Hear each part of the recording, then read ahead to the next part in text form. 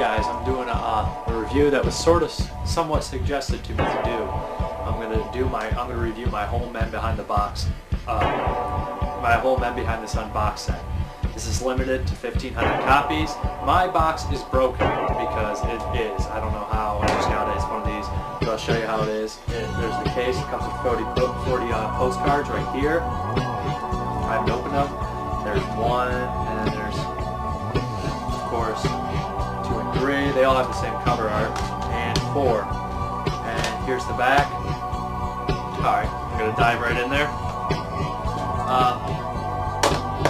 Louis C. Justin and Live Fast Diarrhea kind of recommended these movies to me. The first Men Behind the Sun is really disturbing and disgusting. It's made in '88, it's really well made, and it's a very good film. There are some scenes, I'm not going to be able to show you a lot of the good scenes that I'd like to. A lot of the gut-punching scenes, like the real cat being thrown into the rats, or the autopsy scene, or the compression scene. I'm pretty sure they'll get deleted immediately. But the film is a really great film. It's more serious. It shows the lives of the Squadron 731, and it basically shows the lives of the soldiers, what they did to the Chinese and Russians during World War II. They did experiments on them, similar to the Nazis' experiments on the Jewish people. But it's pretty brutal, and it's quite disturbing, and it shows a good part of history that people like to forget about. As for the sequel, Men Behind the Sun Part 2, it was not directed by the original director of 1. 2 is a bit cheesy, and the music's cheesy. It's almost a rehash of 1 with kind of like a silly love story thrown into it. It's a lot more unrealistic, as goes for 3, which basically takes place the entire time on a train, which is a bit boring. It does have flashbacks in the second one, but the second one uses flashbacks in the first one, so therefore you get like a Faces of Death type deal. You see a lot of flashbacks. But 2 and 3 are directed by the same guy. I would go as far to say that if Cannibal Holocaust or Men Behind the Sun, if you're familiar with the cannibal things, Men Behind the Sun would be Cannibal Holocaust, and Men Behind the Sun 2 would be Cannibal Ferox by Vero Lenzi, and Men Behind the Sun 3 would be Eaten Alive by Vero Lenzi. Just like, they're cheesy little brothers, not direct sequels. They're not real sequels, from what I understand, from what I've been told. 1 and 4 are real sequels, and 2 and 3 are real sequels. 1 and 4 are by the same director, 2 and 3 are by the same director. 2 really is basically, has some cool things, but it's not a solid film like 1. It's guilty pleasure. Whereas for 3 is a little bit on the same lines as 2, just a tad bit more boring.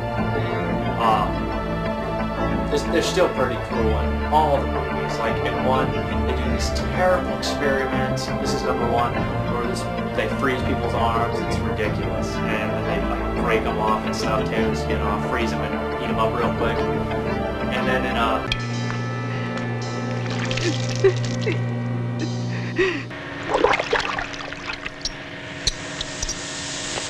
这就是冻伤实验，零下35度，10小时冻伤。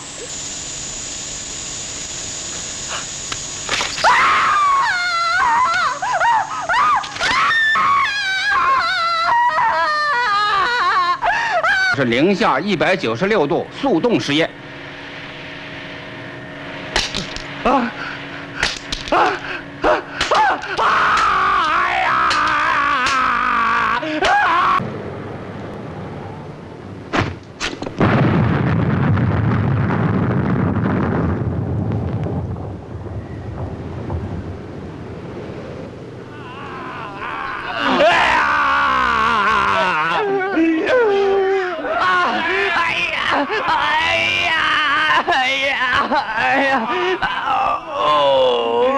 Two, they gun down a whole bunch of people that finally rebel.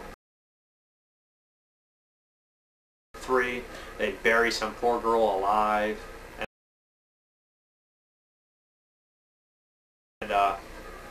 And then comes in 4. The director of the original wanted to do another one, I believe, in '95. This one comes out. It's AK Black Sun, the Naking Massacre. Also a true story. They're all pretty much true stories. 2 and 3 are too cheesy to be believed, though. And in 3, a lot of the characters are really stupid. Like, you think if you wanted this, like, bacteria they're creating, this is what they're doing, they create bacteria and stuff, to not get out into public, you wouldn't inject some random guy in the middle of the woods. Even though they probably did want to spread it around China, but I don't know, it doesn't seem like a good idea, especially when the war's ending.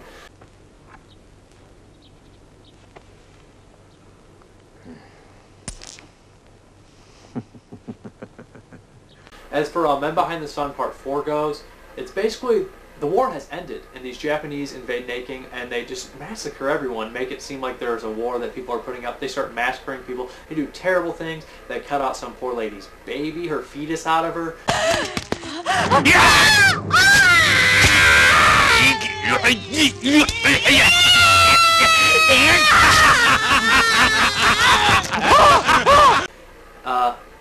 Then they cut up, they force some monk to like fool around with a woman and cut his dick and stuff with a samurai sword. They chop off heads of people.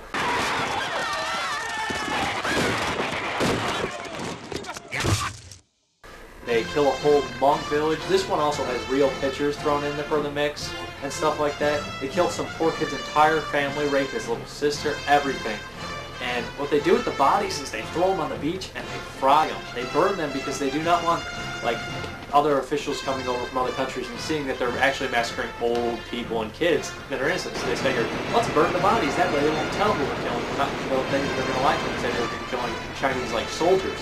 Even though there is no Chinese soldiers making, they killed over 300,000 people. It's insane. I'm going to give it a rundown. The first movie made me disgusted and disturbed. The second movie made me a little disgusted, and I was kind of like, it wasn't that good. It was good though. It was worth a watch. It just didn't have the same effect as 1. 3, same type feeling, just toned down a bit. And 4, maybe depressed and angry. And if you have not seen these films, I would suggest checking them out as fast as possible because they are excellent films. And I'd like to thank Louis C. Justin and Life Fast Diarrhea for kind of getting a little bit. I've heard of the films, I just never tracked them down before that, and I'd like to thank them because it's a good set of films. And if you can get your hands on this box set, I suggest you do it.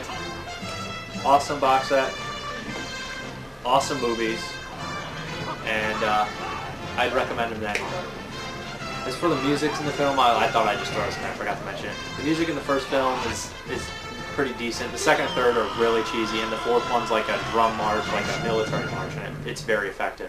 I would recommend Men Behind the Sun 1, Men Behind the Sun. I would highly recommend 1 and 4, and I would guilty pleasure recommend 2 and 3. But as a solid series, go for them, recommend them. But if you're easily disturbed or disgusted, start smaller or something because these will do it to you. Thank you. Bye.